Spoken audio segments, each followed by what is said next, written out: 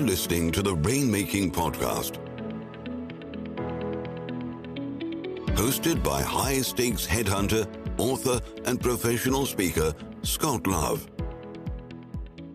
You're listening to the Rainmaking Podcast, and my name is Scott Love. Thank you for joining me on the show. Our topic title today is Case Management, Opening Your Matter and Taking It Through to Conclusion. Now, this is in our legal-only series that only is for those within the legal industry. Our guest today is Jay McAllister. Jay is the founder of Paragon Tech IT. He continuously explores new ways law firms can leverage technology and AI, sharing his learnings in real time at legal tech conferences across the U.S., including ClioCon, and through a growing content library of over 1,000 videos on LinkedIn and YouTube. As founder of Paragon Tech, Jay empowers law firm owners to harness technology that delivers greater value to their clients with less effort. As always, this podcast is sponsored by SharePoint Legal Insights, formerly known as Leopard Solutions, turning legal intelligence into opportunity, and also by the Rainmaking magazine. Don't lose business to the competition. Read this publication and keep business development top of mind. Visit therainmakingmagazine.com today to chart your course to greater rainmaking success. Thanks for listening, and I hope you get some great ideas from my conversation with Jay McAllister today. Hey, this is Scott Love with the Rainmaking Podcast. Our special guest today on our legal-only episode is Jay McAllister. Jay, thanks for joining me on the show today. Hey, Scott. Thanks for inviting me. We should have a lot of fun today. I'm already Absolutely right. poised to, based on the description and the intro that you've given, I'm ready to go. Thank you. And it was really good to get connected with you from people in the legal industry. You've got a very good reputation and you do things that I just don't even know about in terms of case management. So let's kind of start with this as an area that could be an opportunity of improvement for law firm partners in their firms. And let me kind of throw this open-ended question to you. Where do you think those opportunities are that partners can make improvements in case management, Jay? Sure.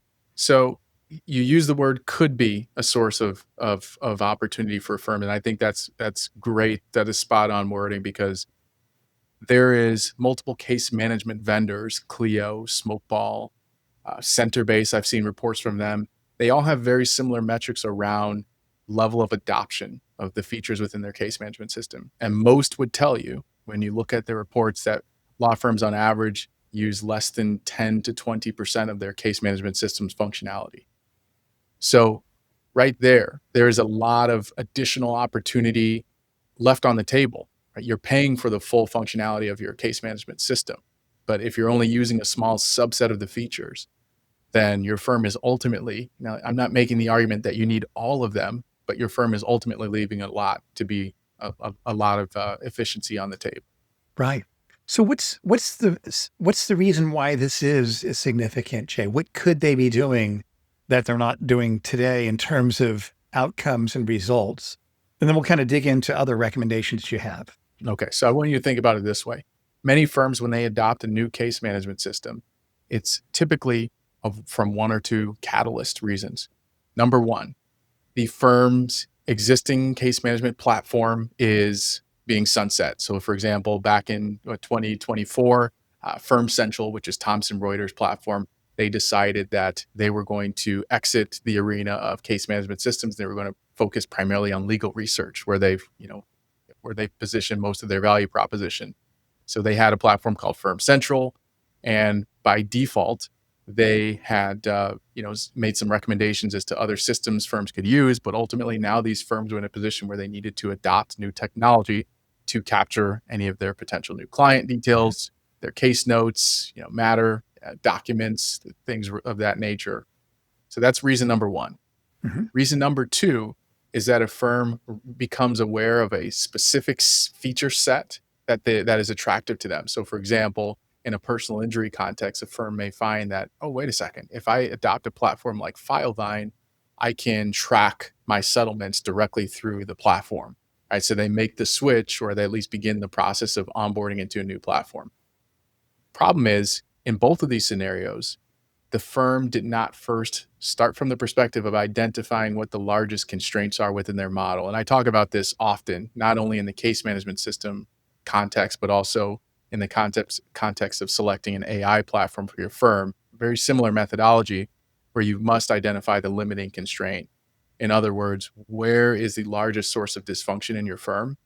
Because my thesis is that, and this has been tested across multiple, we've done about 120 case management system implementations for law firms to date.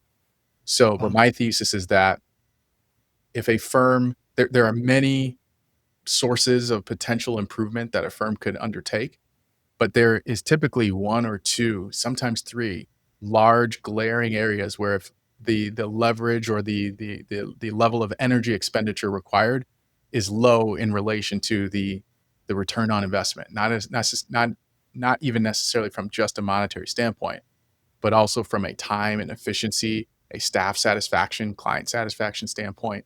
So I urge firms to first start with assemble a joint steering committee. These are the individuals who ultimately understand the firm's operating systems, the processes that move your matters forward, the current technology in place, the firm's current finances. So assemble that team and then ask the hard questions, which are what are our largest constraints?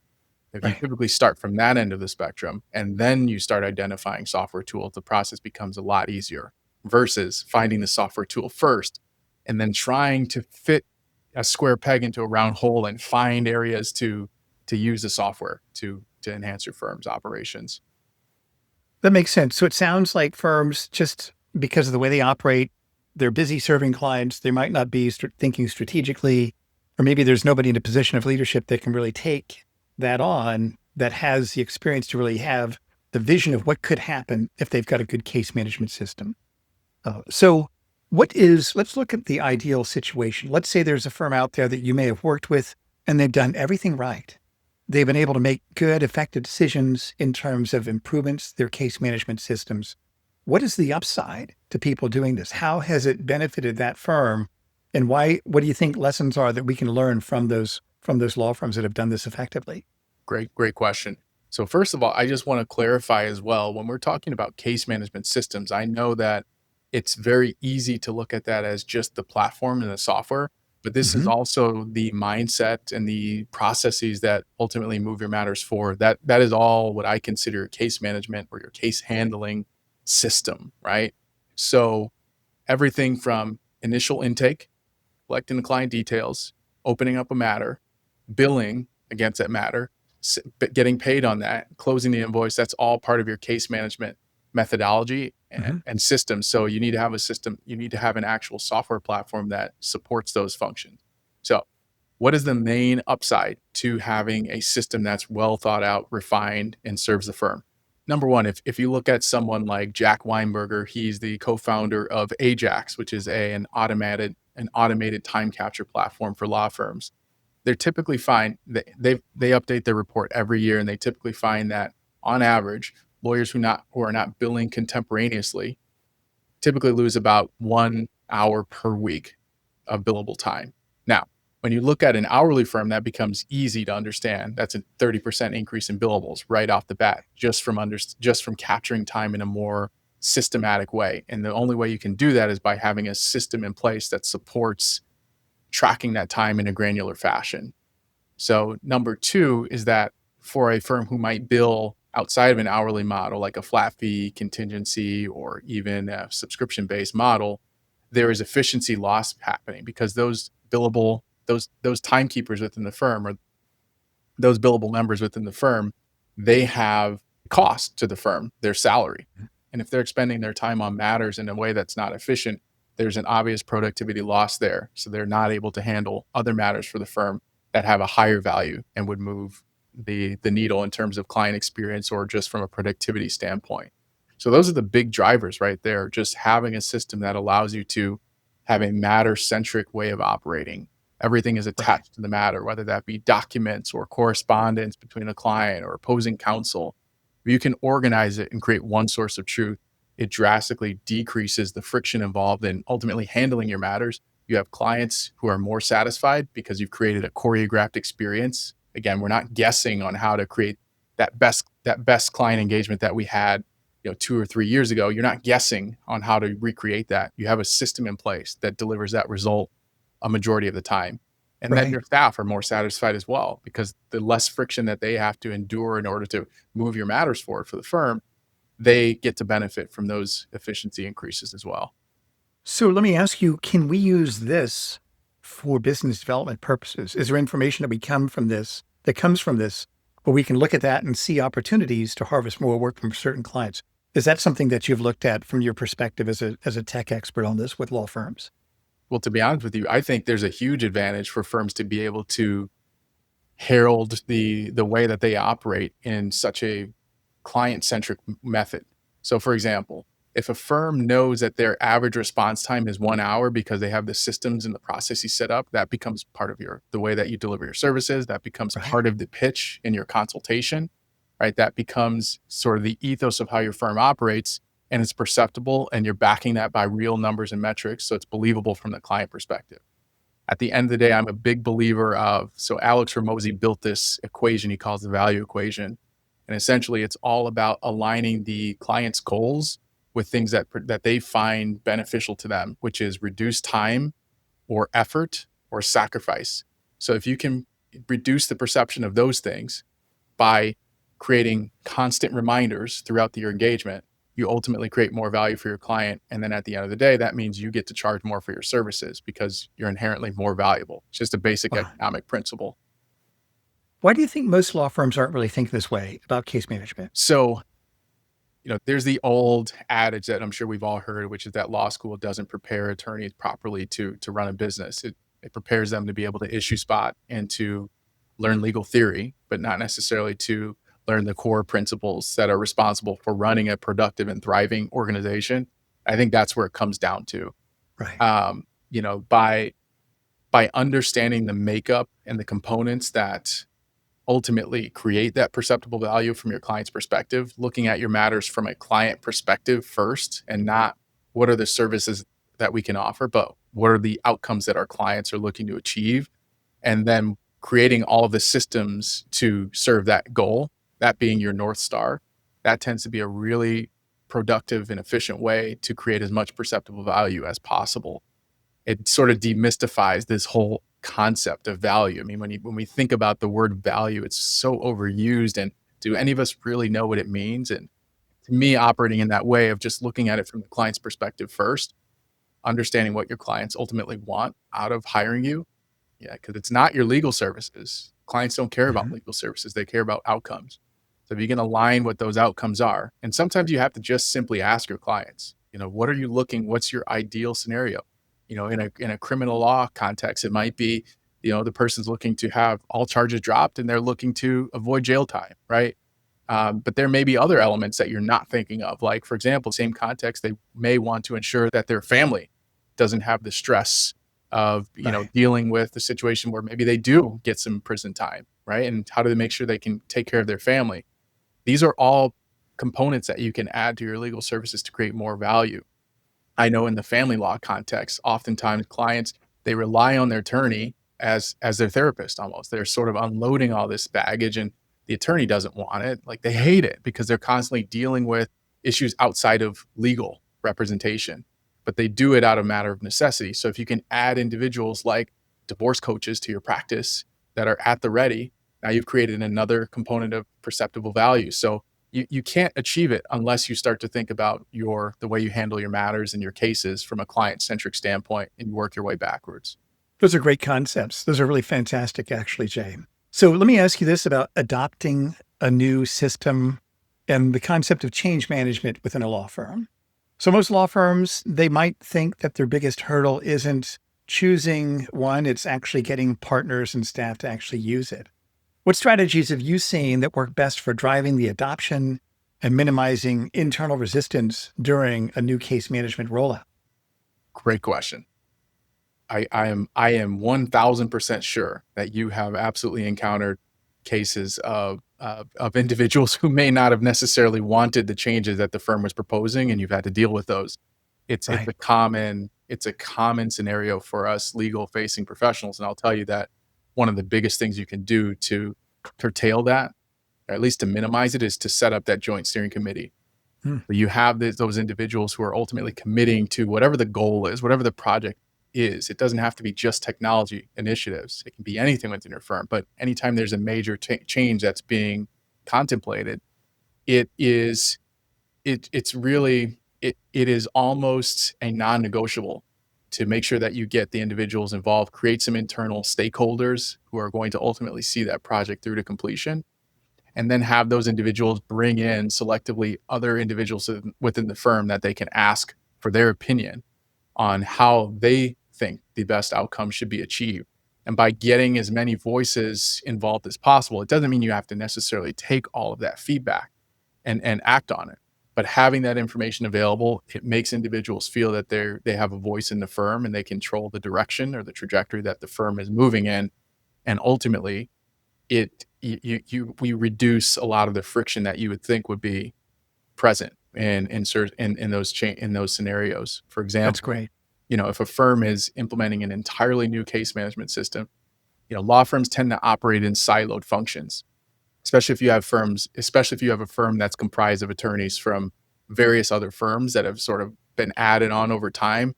They all have their own methodologies for how they, draft a brief, or for how they follow up with clients, or for how they, summarize emails. Like, everyone has their own format.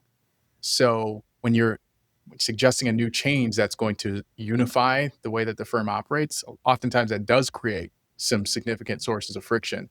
But what I found specifically from practical application is that when we bring those folks in early on and ask why people do things a certain way, and then create sort of a unified consensus that the firm can agree to, you wind up having much fewer of those detractors. And then the initiative can ultimately is successful in a much higher percentage of those cases.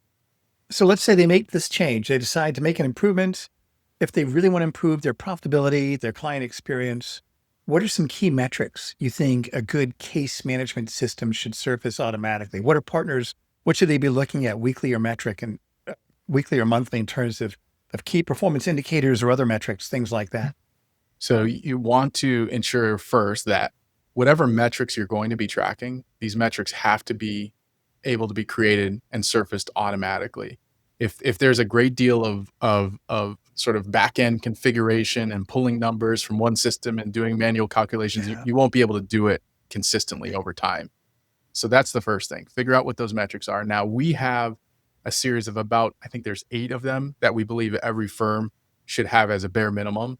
So one is for your consultations. We should be looking at the percentage of individuals that show up at their consultation, sort of as a base. And you'll see these tend to be leading indicators that ultimately all ladder up to revenue, bottom line revenue. The next would be the percentage of individuals that retain your firm after the consultation. So that's sort of the next step down, right?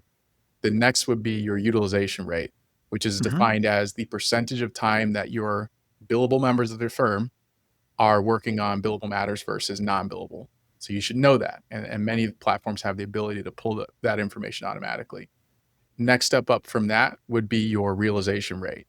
Now, realization rate is defined as, out of all the bills that you send to your clients, what percentage of them are you writing down or discounting? And this is important because at the end of the day, you may see billable revenue on the books, but when you look at the realization, if you've written down invoices or given discounts based on particular client engagements or things that you thought should not have taken that long, this all adds up. And ultimately, you want to see what the discrepancy is between actual utilized time and realized. And then lastly, you want collection rate. So collection rate is just defined as in a period of time, and you can set that cadence, whatever it might be. If you do weekly billing, bi-weekly, monthly, depends on your firm.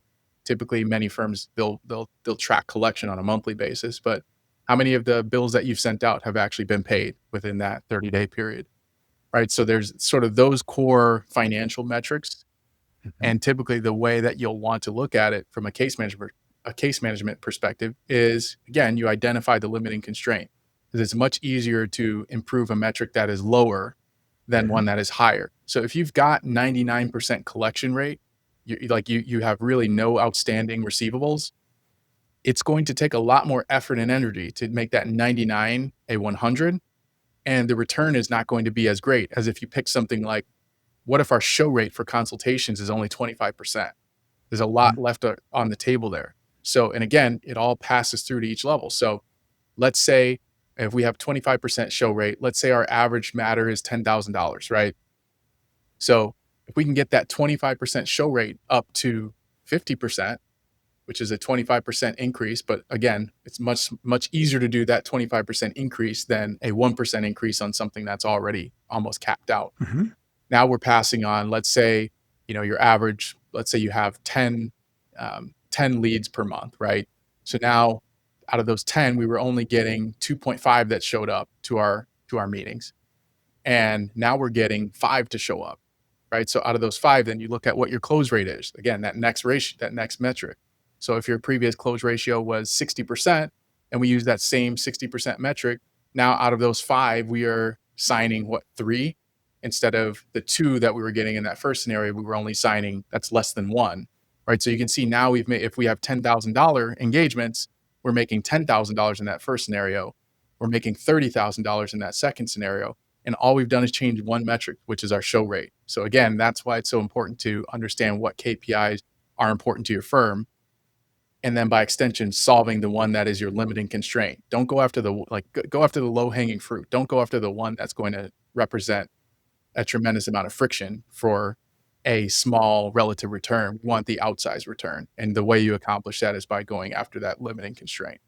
That's smart. That's a really smart way to do that. And I think by giving law firm leaders a tool that can tell them what decisions to make strategically, looking at what are those metrics that lead up to the results we want, then you can find out where the problems internally you need to make changes with or make adjustments. So I think with these concepts that you're sharing with us, this is information that law firms can use to make better decisions strategically. And this is interesting, Jay, and we're running out of time here. So I wanted to ask you this, if you could kind of summarize 3 action steps a law firm leader can take to really implement some of these ideas, what would those 3 action steps be, Jay? First of all, you're going to want to define whatever your limiting constraint is as a firm. I believe in every scenario, any change management initiative, and I'm not talking just technology, I'm talking about staffing changes, I'm talking about compensation structure changes, any major change you're making to your firm, you always identify the limiting constraint first before you begin, right? I mean, when you look at things like AI adoption, a lot of those adoptions have failed. MIT did a report, and 95% of AI implementations have been stuck in the pilot phase, meaning they haven't rolled it across the firm at a global level. It's just been one practice group. Why is that? A lot of that is because the limiting constraint was not identified from the beginning. Firm got enamored because they went to a trade show, and a vendor sold them on the fact that your firm is going to be revolutionized by this new thing, and they signed up, right? And then they found that since there was no initial constraint that they were solving for, you can't possibly have success if there's no success criteria defined, right? Mm-hmm. So that's one. Identify what the limiting constraint is. We have a framework called Leverage AI that helps firms actually, and specifically in the context of AI implementations, helps you think through the activities that would likely be a good fit to outsource to AI, right? And then there's some other tools and frameworks that you can use across, staffing changes and other areas. But essentially, the main thing is understand what those constraints are. Second, now, if you're looking to, if you have a suspicion that your case management system is not sufficient for your firm's current operating model, the first thing you should do, rather than start interviewing case management system companies, last time I checked, there's about 160 different case management platforms out there, so that would be a fruitless search to just pick one by default, just because your colleague's firm uses Clio or the other, or your buddy from law school, he uses my case. The better way to approach this is first understanding what are the core functionality requirements of your firm. We actually created a case management system selection guidebook, which lists the 53 criteria responsible for ultimately helping you to determine which case management system is most appropriate for your firm. So firms who are looking to make a change can use this, and also firms who are looking to validate whether the case management system that they're currently on is sufficient can use this platform. And we'll list that in the show notes, I believe. Right, Scott? That's absolutely right. We'll put that in the show notes. So everybody listening to this, if you want to get access to that and also connect with Jay directly, just go to the show notes and you'll be able to access that. Yeah. And then last up, I would say for firms who are technology forward, but they're unsure of what steps might be most appropriate for them next, I would say just to get educated, get involved in the conversation. There are so many threads on Reddit. It's been a growing area that I've seen firms sort of commiserate with each other on wins, but also talk strategy and legal operations. So you can check that out there. That's interesting. There's some great resources. Leverage the hive mind in order to solve problems. Rather than reinventing the wheel each time, there's probably somebody smart who solved the problem that you faced. And the only way you find that out is by asking. Absolutely right. Well, this is great, Jay. You've given us some really good, useful ideas here today. Tell us about your offerings. What do you do? What do you have that you'd like our listeners to know about? And like I mentioned before, we're going to put all of your contact info on the show notes. Okay, perfect. So the shameless plug. Appreciate the No shame. Yeah, no shame when you've given good value. Thank you. I appreciate it. So I've been recently made aware by Delisi Friday and she's a sort of legal business development coach. I've been made aware of this term called LinkedIn lurkers. So essentially it's individuals who are out there who consume your content silently. They don't contribute to the conversation, but they still get value out of it. So I found recently that I have quite a few of those. So I welcome those folks. So if you're someone who isn't quite ready to take the plunge, you're not ready for a conversation, I'll tell you that I have a pretty large presence on LinkedIn. That's where I'm most active. I post daily, multiple times a day, actually. Sorry, but not sorry. So check out Jay McAllister on LinkedIn. Everything I post is all about legal operations, running a better law practice using technology. And we also have a growing channel, which is our YouTube page that allows us to post longer form content. So we have software explainers, tutorials, how to, create naming conventions in your firm, very in-depth topics. So, and all that's free. All that's just value that we're trying to create. So firms who are not ready to take the plunge, or maybe are a little bit more price sensitive, you have that information there. It's all the stuff we do in our paid engagement. So it's just, we give you the tools and you can do it on your own. That's great, Jay. And then so next up, for firms who are looking to have a little bit more hands-on approach and they'd like a little bit more guidance, we do offer case management system selection services. Again, going through our methodology, choosing the right case management system for your firm. But then not only that, we implement it, we integrate it with other tools that you might need, like LawPay or legal deadline calendaring software or e-signature software. We sort of create an ecosystem with all of your tools and keep you up to date on what latest functionality and feature releases happen within your system of choice. So we provide ongoing training and support. So that's really our main offering. We're very focused narrowly on what we do, and we bring professionals in to handle the other items that we don't do.